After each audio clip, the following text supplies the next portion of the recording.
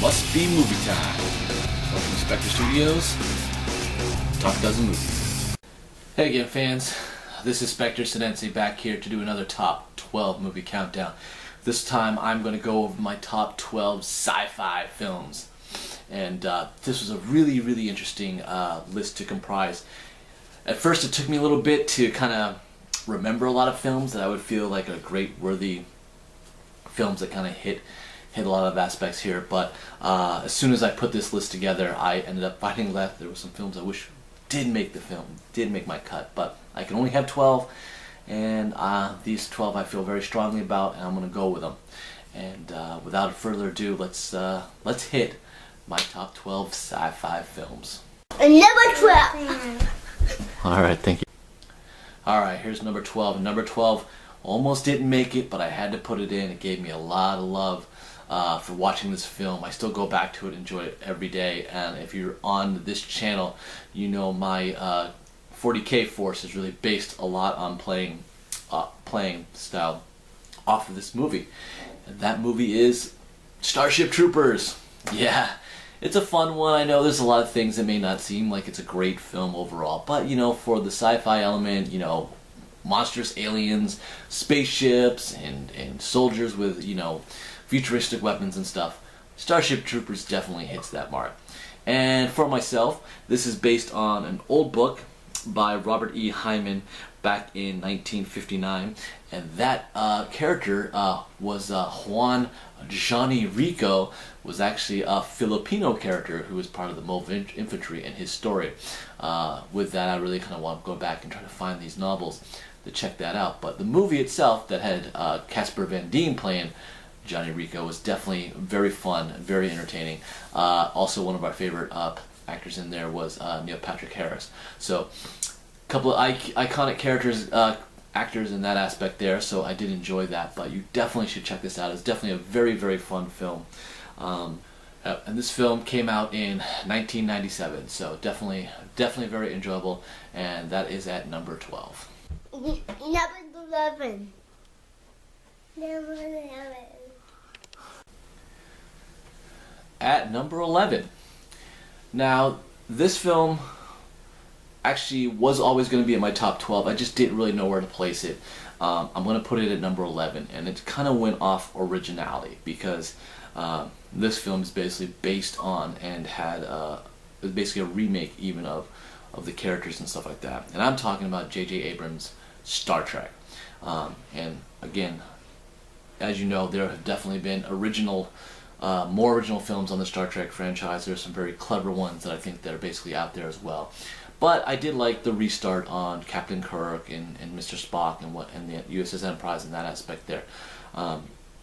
It was hip, it was kind of fresh, it kept a lot of those cool elements, but it kept it more, it cooled it up. I mean, it was just really a very interesting film to kind of watch out for. You know, instead of the very campy Buck Rogers stuff that kind of Star Trek was, which never really made me a huge fan of, but put this up into a lot more intense sci-fi thriller type of film, and I really enjoyed that aspect of that film like that.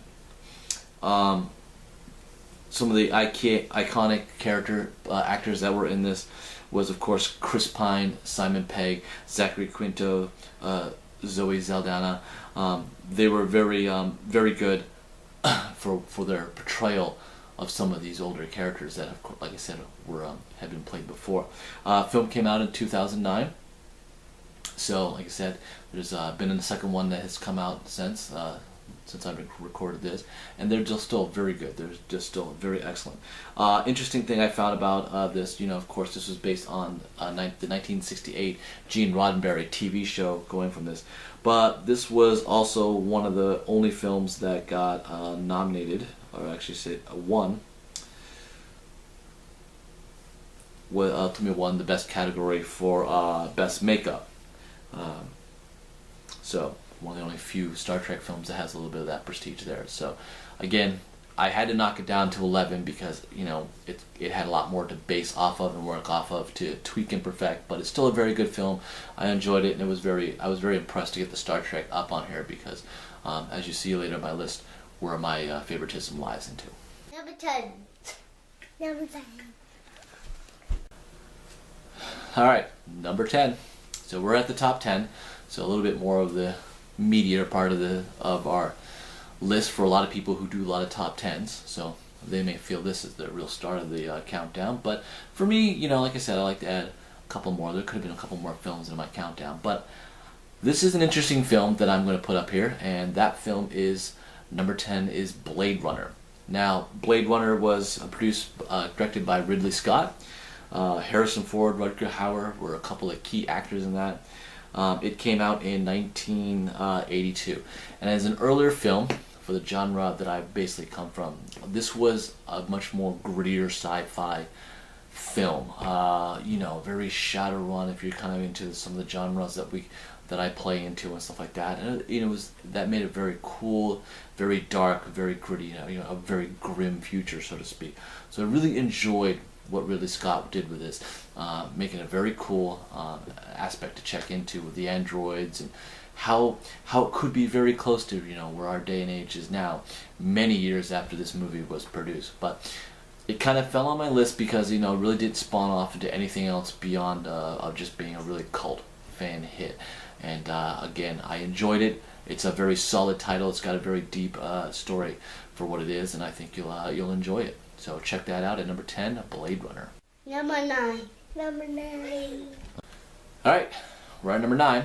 And number 9 is a very interesting one for me. Almost completely kind of forgot about it until I really kind of went through a lot of my movie titles that are on my collection. And I had to put it there because I really like the concept. That film is Stargate. Yep. Directed by Roland Emmerich. It starred Kurt Russell and James Spader.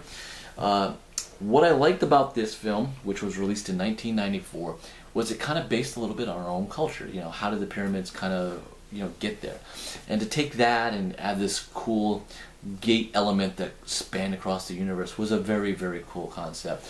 And it was very neat to kind of see, the story being told.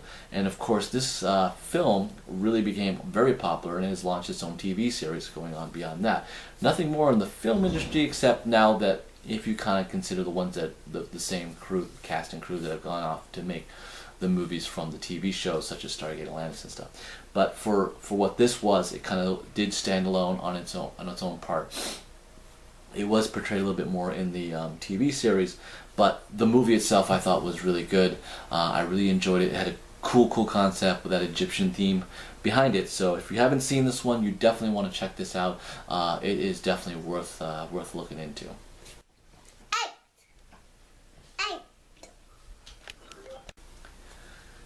Alright, we're at my number 8. And number 8 I feel is a real fun one. One of my favorite actors who definitely has entertained me. Actually 2 of my favorite actors. And Tommy Lee Jones and Will Smith. And that is Men in Black. Yes, M-I-B. This was directed by Barry Sonnenfeld. The movie came out in 1997. It has spawned pretty much its own trilogy and others going off that.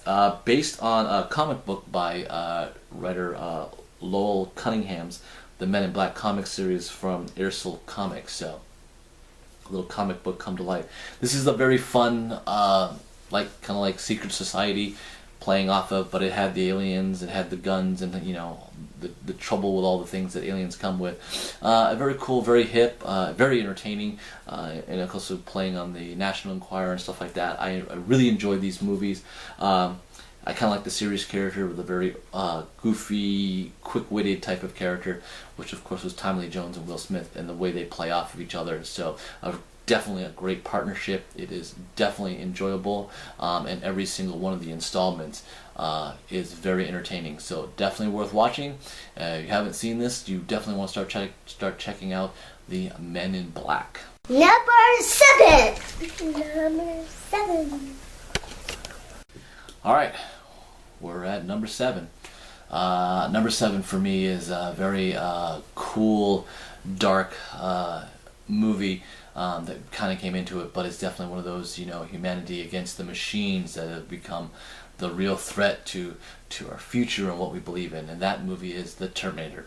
Again, James Cameron is directing this one, and one of our beloved actors, Arnold Schwarzenegger, with Linda Hamilton as one of the actresses in this film. This is a very cool film. It's going to be a little dated now. It was released in 1985, but you know, it's the killer robot, the Terminator, for the concept behind it. Machines have figured out how to go back in time, and they want to put an end to the human resistance, which was being led by John Connor. So if they feel that they can get it before he's born, they can destroy any chance of rebellion. So that's the way the AI is thinking in the future, and it turned into a very, very awesome film back in 1985. We were totally blown away by this, and you know, the threat that this is where our robots could turning into. It was very cool going back in 1985 for that. So I really enjoy this. Of course, the films are still going strong, and there are still other ones being planned in the future. So you can see where this franchise has become very popular and a favorite with many fans across the world. So you got to check out the original though. That's number 7, The Terminator. Number 6. Number 6. All right, we're at the halfway point of my list at number 6. Number 6 has got a back-to-back of our favorite actor Arnold Schwarzenegger, and that film is Predator.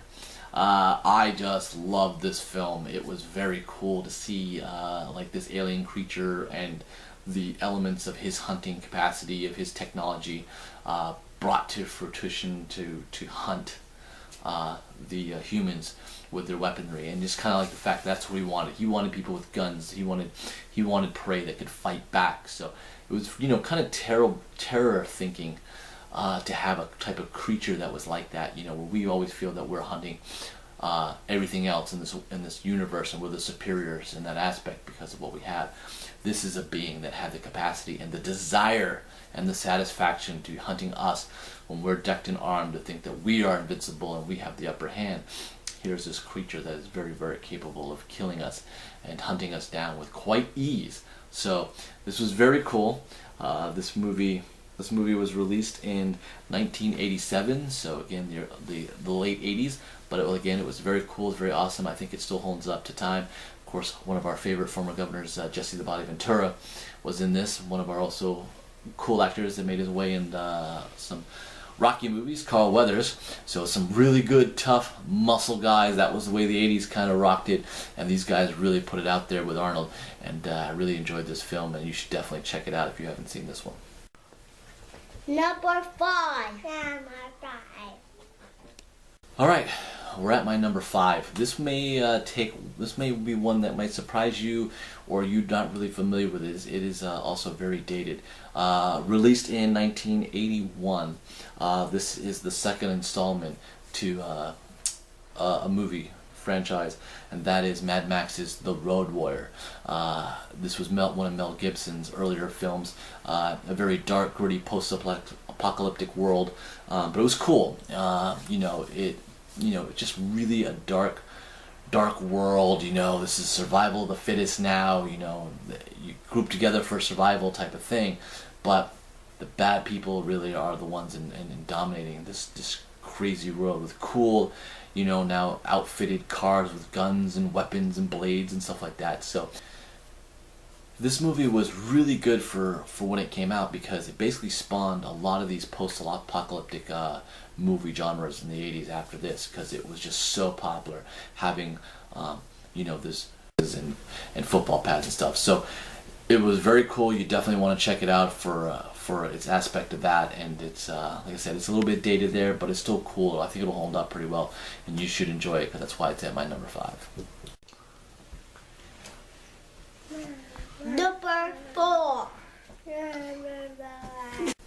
All right, this one now, we're at number 4, and for number 4, this was a really, really fun movie for me. I really enjoyed this. I got a really kick out of this, and that movie is The Fifth Element.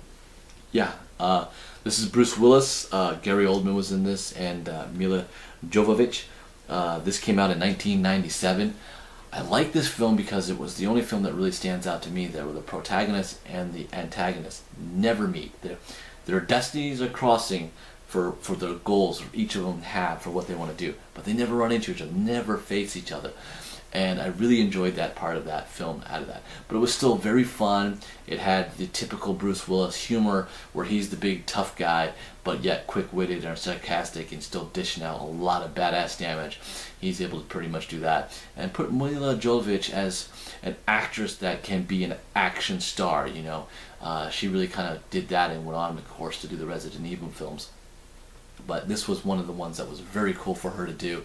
I thoroughly enjoyed it. It was wild. It was crazy. There's a lot of action going on. There's a lot of futuristic fun going on to it. You know, with the way of flying cars in the city, plus the spaceships and the weapons and the aliens. Man, this thing just seemed like it had it all. So it is very cool. If you have not seen this, you are missing out. But you definitely want to put this into your DVD player or stream it down because you want to make sure that you have lived and watched The Fifth Element. Number 3. Alright, we're at number 3. And number 3 is going to be a little bit up there for me, for, you know, possibly compared to the other part of the film, because it was one of those things that was iconically cool. And that film is The Matrix. Starring Keanu Reeves, of course, the Wachowski brothers at the time, putting this together. Released back in 1999. You know, this really just put the computer element into our lives. And of course the cinematographic slow motions, you remember Neo's iconic dodging the bullets from that. That was just so cool, you know, from when it came out. It really kind of blew our mind away, and then the concept of kind of, you know, what robots and stuff can kind of do to us and make us think different things and stuff. But it was very fresh, it was different, it was wild, it was crazy. The movie's still very good. It spawned, of course, a trilogy and other things. So if you haven't seen this one, I can't say too much about it without giving craziness, but there's just like a lot of nice little elements to this film, you know, from you know, the iconic images that they get to play with you. So it's a wild trip, it's a wonderful ride, and it's very enjoyable as it is in the first film. The other two kind of carry on to a little bit more, but the first one kind of had that mystery going on as you're trying to figure out what Neo is trying to discover and understand, and that makes this much more of an enjoyable part to the to this installment compared to the other two films where you kind of knew what was going on now. So they're now just filling in the gaps and kind of putting on the pressure to what it was all about. But you definitely want to check out The Matrix. It's a really good one, and that'll make you really start to think about your life. It's pretty cool. 2. Alright, we're at my number 2, and this is a tough one. Really wanted to put it number 1, but we'll talk about number 1 in a little bit. This became number 2 for me, and this film of this franchise is number 2 for me for my own, a lot of personal reasons. And I'm going to debate where you're going to put this other one, but I'm going to put it out there because this is what this video is about, is ranking the movies for me and getting you out there to think about it and comment below and put out why you think differently. But I'm going to put out Star Wars, the 4th episode, which of course was the first movie that George Lucas did release to the public. And I know a lot of true diehard fans feel that Empire Strikes Back Episode 5 is more of the iconic film, and you know, a lot better directed, you know, and the acting and stuff like that going on. And yes, those elements you're very true about, but without New Hope, Empire doesn't seem like it holds a lot more substance. As you now know how Han and Leia got together. You know what Luke is searching for. You don't have that lost farm boy going in for what he's had, and you know, the death of Obi-Wan. Otherwise he would just be a Spectre in Empire Strikes Back. You know, and the whole reason why he's upset that Darth Vader is being revealed to be his father. That's where New Hope stands alone. Empire needs New Hope. And to me, Empire kind of is completed in Return of the Jedi, because of course you know things could happen to Han. So, as well as directed that was, it's a great film in the trilogy of that franchise from what was done from there. But the standalone film part, of course, for me was New Hope. And because I was born, and I was about 5 years old when that film first came out in 1977, and it just not only blew me away, it blew the world away. And this is where you got to also realize, you know, nothing really had been seen like this.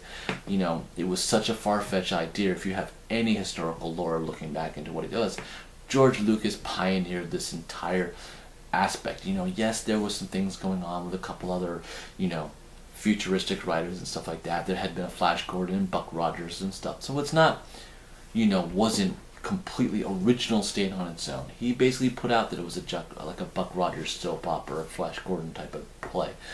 But he put something out there that was just, had the element of just took everybody with the aliens, the spaceships, the star fighting going on with that, and knights using, that are using now these lightsabers, stuff like that was just crazy wild, just unbelievable. And, when the movie industry gave him a little bit of leeway to go, but he was able to capture so much of his own original marketing, man, you can't say enough about what New Hope did for George Lucas and the entire Star Wars franchise. As much as we say there's some other things out there that are very cool, and we're excited to see the new ones come out, you got to remember where New Hope was, New Hope what it did, and of course what it did for the entire industry for Star Wars. And as you're watching this, you know that we play X-Wing a great deal on our channel, and my God, it wouldn't really come to play if it wasn't for this. And of course, that's where X-Wing kind of gets a lot of its play from, is the actual Star Wars of New Hope, from a lot of those battles going on there. It started with that movie base, and it has of course gone on to the Return of the Jedi ships as well that you've seen. But again, it all comes home to New Hope, and that's why we put it at number 2. I know, Star Wars, so awesome, so great. Number 2. So what could I have put in number 1? Number 1.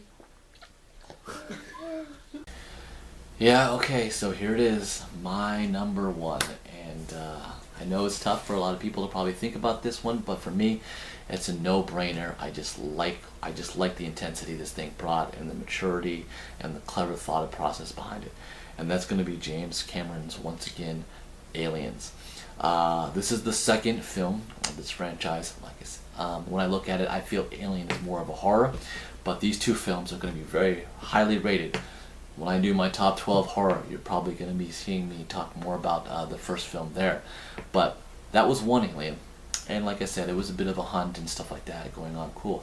But Aliens brought colonial marines with their weaponry and their swagger, the entire camaraderie of what they were going to do and kick ass in sci-fi space, and they were ready to do it. And now we weren't just dealing with one alien, we were dealing with a nest.